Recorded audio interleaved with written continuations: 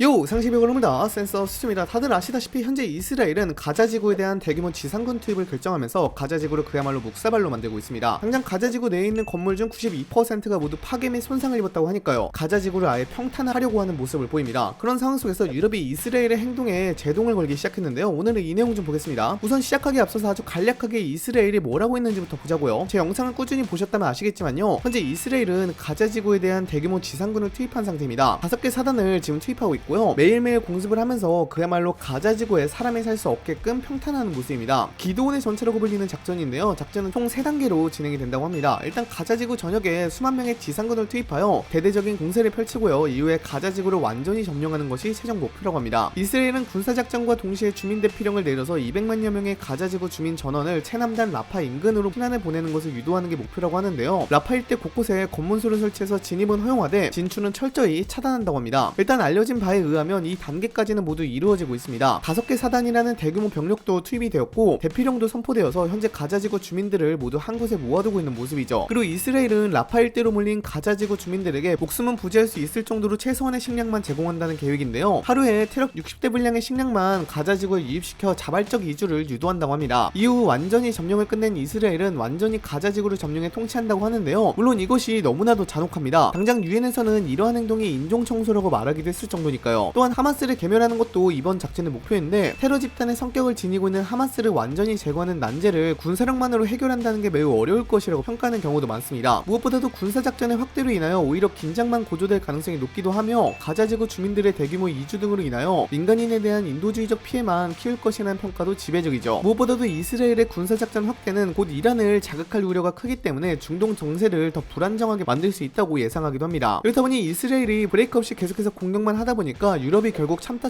이스라엘의 행동에 제지하기로 마음을 먹은 모양인데요. 꽤 강경하게 나가는 모습입니다. 일단 최근에 유럽이 이스라엘에 대해 어떤 조치를 했는지부터 보자고요. 우선 현지 시각으로 5월 19일에 영국과 프랑스, 캐나다 정상들은 이스라엘이 가자지구에서 즉각 군사행동을 중단하고 인도적 지원의 확대를 허용할 것을 촉구했습니다. 영국과 프랑스, 캐나다는 공동성명을 내걸면서 군사행동을 중단하지 않으면 구체적인 행동에 나설 것이라며 이스라엘을 압박하였는데요. 이스라엘의 행태를 용납할 수 없다는 말 등을 하면서 강경한 어조로 이스라엘을 비난했습니다. 그런데 이스라엘의 답변이 더 흥미롭습니다. 네타냐후 이스라엘 총리는 삼국의 성명을 보고선 삼국의 이런 성명들이 하마스에는 큰 상이나 다름이 없다며 삼국을 비난하는 모습이었습니다. 이스라엘 총리실은 그러면서 삼국의 이러한 성명에 답변하였는데요. 남은 인질들이 석방되고 하마스가 무기를 내려놓으며 살인을 저지른 지도자들이 추방되고 가자지구가 비무장화된다면 전쟁을 내일 끝낼 수 있다고 말하였습니다. 그러면서 이스라엘은 완전한 승리를 달성할 때까지 자신을 계속 방어할 것이라고 말하며 삼국의 요구를 사실상 거부하였죠. 그렇다 보니 상황은 더 악화일로를 걷게 되었습니다. 영국은 이스라엘의 이러한 행동을 보면서 이스라엘과의 FTA 협상을 아예 중단한다고 선언하였는데요. 데이비드 램이 영국 외무장관은 의회에서 우리는 이와 같은 악화를 자시할 수 없다면서 양국 관계를 유지하는 원칙들과 양립될 수 없다고 지적하였습니다. 그리고 영국은 자신의 요구를 거부한 이스라엘에 대하여 주영 이스라엘 대사를 초치하여 항의하고 요르단강 서한 정착민들에 대한 추가 제재도 발표하기도 했습니다. 이스라엘이 강대강으로 나오니까 영국도 강대강으로 나오기 시작한 겁니다. 그런데 여기에 이스라엘 외무부는 영국이 이렇게 나오니까 외부 압력으로 이스라엘이 적으로부터 안보를 지키기 위한 길에서 벗어나지 않을 것이라고 말하며 이 전쟁을 계속 이어나가겠다고 선언하였습니다. 영국의 압박을 무시한 것이나 다름이 없었죠. 이제는 EU가 나서기 시작했습니다. EU는 현지 시각 5월 20일에 이스라엘에 대한 강경론이 고조되기 시작했는데요. EU에서는 이날에 외교장관 회의가 개최되었습니다. 이후 EU 국가끼리 EU 이스라엘 협력 협정을 재검토하기로 합의하였다고 하는데요. EU 이스라엘 협력 협정은 2000년에 체결된 양자관계의 법적 기반을 담은 협정입니다. 이 협정에는 EU와 이스라엘이 서로 자유무역지대를 설정한다는 내용이 담겨 있어서 FTA와 유사한 역할을 하곤 합니다. 이스라엘 전체 교역에서 EU가 차지하는 비중 1위입니다. 즉 EU는 이스라엘의 군사행동을 멈추지 않으면 이 협정을 백지화하여 이스라엘 경제에 영향을 준다고 선언한 것이나 다름이 없습니다. EU 전체 27개국 중 17개국이 재검토에 찬성한다고 입장을 표명했는데요. 이게 2024년에도 한번 재검토를 하고 백지화가 될 뻔했거든요. 근데 그때는 회원국 간의 견해차가 커서 백지화까지는 되진 않았지만요. 이번에는 찬성 비중도 높아진 상황이고 EU도 이스라엘을 그냥 내버려두면 안 되겠다고 판단한 상황인지라 재검토 가능성이 꽤 높아진 상황입니다. 또한 EU는 이스라엘을 견제하기 위해서 시리아 제재를 모두 해제한다고 밝히기도 했는데요. 물론 이것이 이스라엘 견제 하나만을 위해서 제재를 한 것은 아니지만요. 꽤 속도를 내서 제재안을 해제한 것은 분명해 보입니다. EU는 시리아 은행들의 국제금융 시스템 접근을 다시 허용하고 시리아 중앙은행 자산의 동결도 해제할 예정이라고 합니다.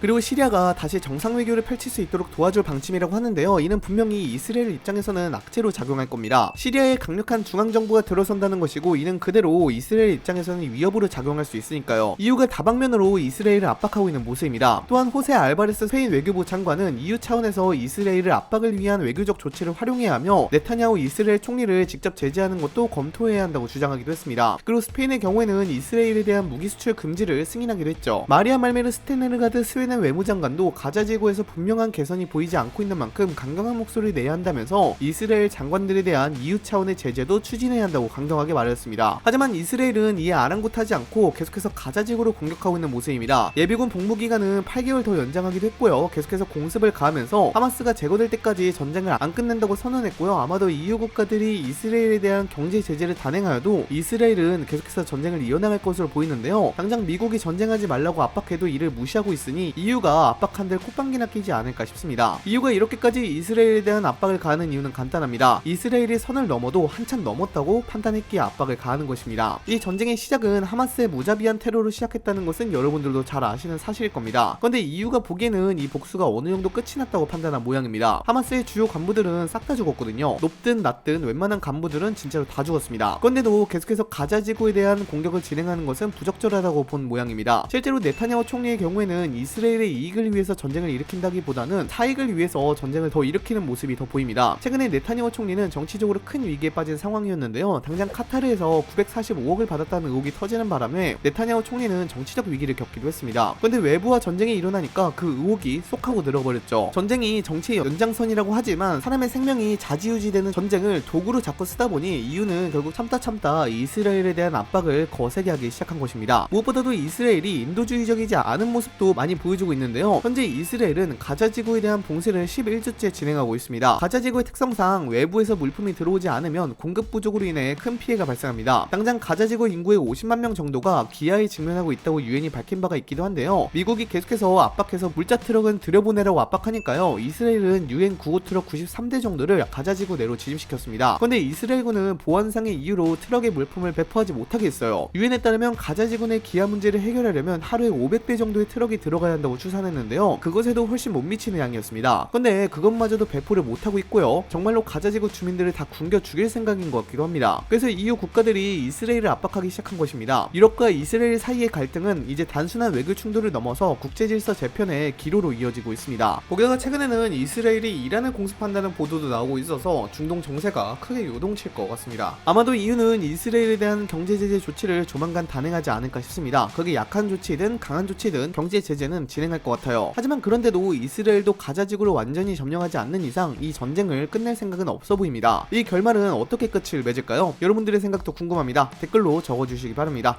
이상 영상 마치도록 하겠습니다. 빠이염!